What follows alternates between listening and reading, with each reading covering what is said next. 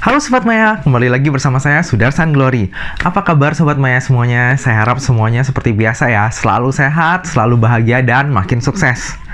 Di video kali ini saya akan membahas perbedaan dua instrumen investasi, yaitu deposito dan reksadana pasar uang.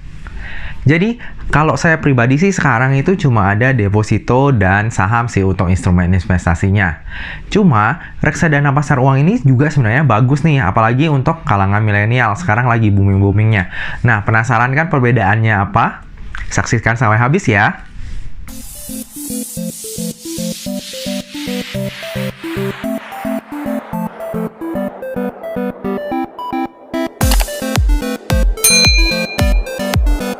Nah, Sobat Maya, di sini saya udah rangkum ini tabelnya.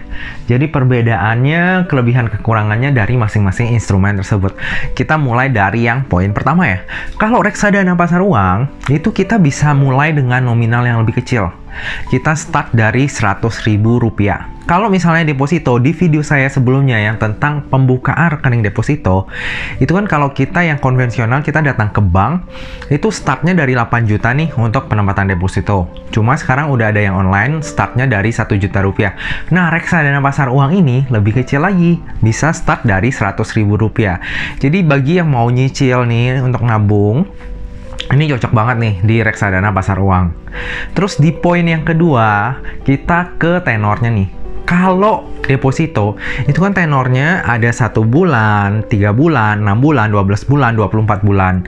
Nah, kalau misalnya Sobat Maya misalnya ambil jangka waktu 3 bulan, tapi pas bulan kedua, Sobat Maya butuh duit nih, mau dicairin depositonya, atau kita bilang di break ya. Nah, itu Sobat Maya bisa dikenakan penalti, rata-rata penaltinya itu 2%.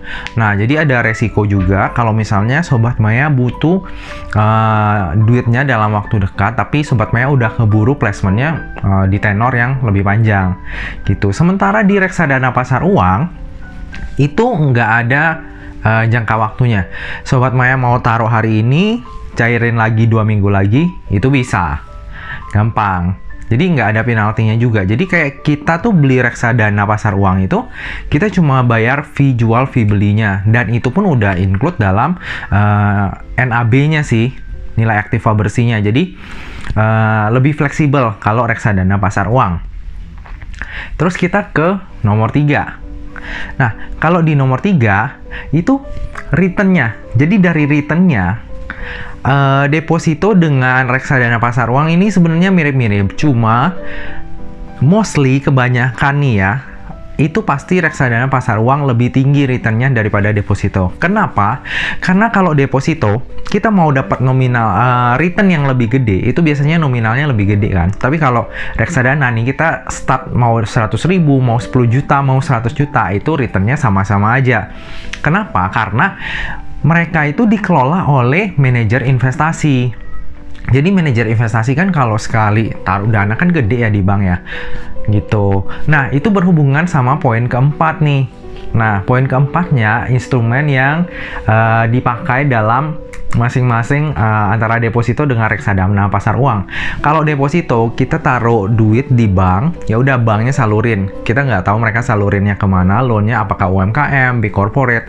Tapi yang jelas, kita tahu nih kalau misalnya jatuh tempo, ya udah kita dapat berapa, returnnya berapa, udah jelas di awal ya kayak gitu. Nah, kalau reksadana pasar uang, mereka penempatan instrumennya itu di deposito, terus di surat berharga, sama di obligasi yang jatuh temponya di bawah setahun. Nah, makanya returnnya yang di poin 3 itu rata-rata lebih gede daripada deposito. Nah, kalau kita melihat dari nomor 1 sampai 4, kayaknya semuanya keunggulannya di reksadana pasar uang, bener ya? Kalau misalnya emang semuanya lebih unggul di reksadana pasar uang, kenapa orang masih ada yang taruh di deposito? Pusing kan?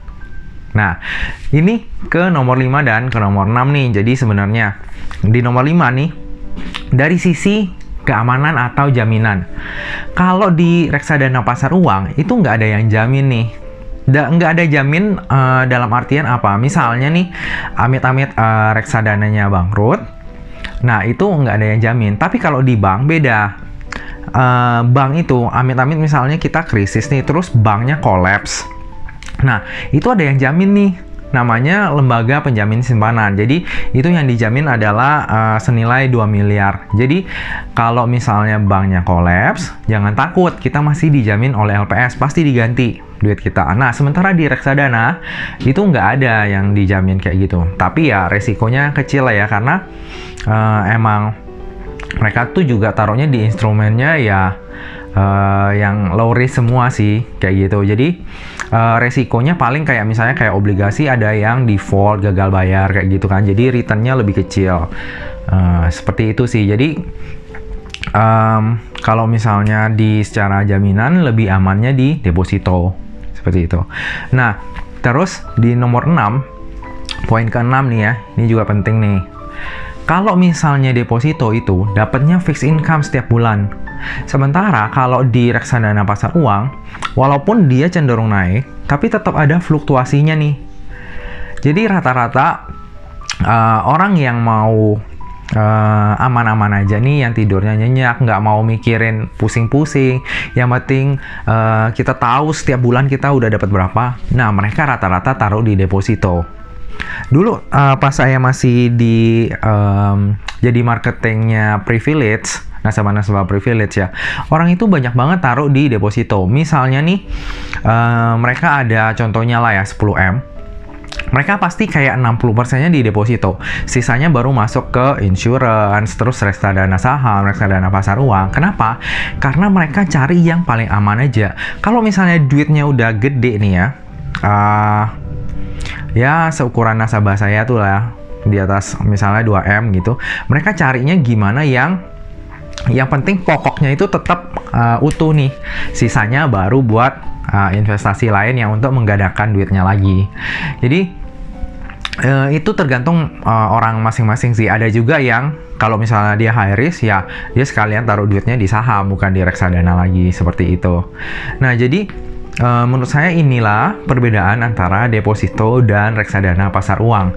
Masing-masing ada kelebihan dan kekurangannya sendiri. Kalau saya sendiri pribadi, kenapa saya pilih deposito dibandingkan reksadana pasar uang? Karena saya juga ada instrumen lain yaitu saham. Kalau reksadana pasar uang itu ibaratnya di tengah-tengah sini lah. Nah, jadi daripada saya yang nanggung-nanggung, sekalian saya saham aja. Kalau saya sih gitu. Cuma kalau dari Sobat Maya kan ada pertimbangannya masing-masing. Banyak juga yang taruh di reksadana pasar uang karena mereka menganggap itu lebih fleksibel, terus returnnya lebih gede daripada deposito. Nah, itu preferensi masing-masing. Jadi Sobat Maya juga bisa memilih nih lebih cocoknya di deposito atau reksadana pasar uang.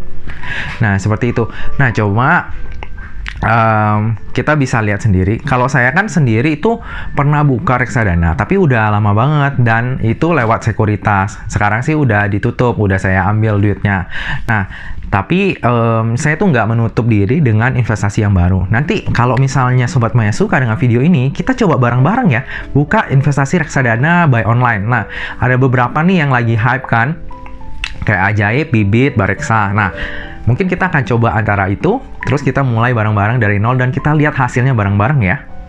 Nah, Sobat Maya, video saya hari ini sampai di sini. Semoga Sobat Maya suka dengan video ini dan dapat menambah wawasan Sobat Maya ya. Jika ada koreksi ataupun kesalahan dalam saya, boleh tambahkan di kolom komentar aja. Kita sama-sama belajar di sini ya. Jangan lupa untuk subscribe, like, komen, dan share untuk support saya juga.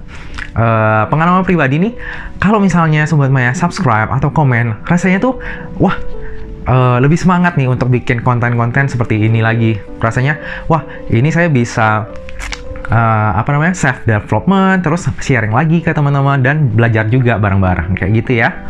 Nah, Sobat Maya, sampai di sini dulu video saya. Sampai jumpa di video selanjutnya ya. Dah.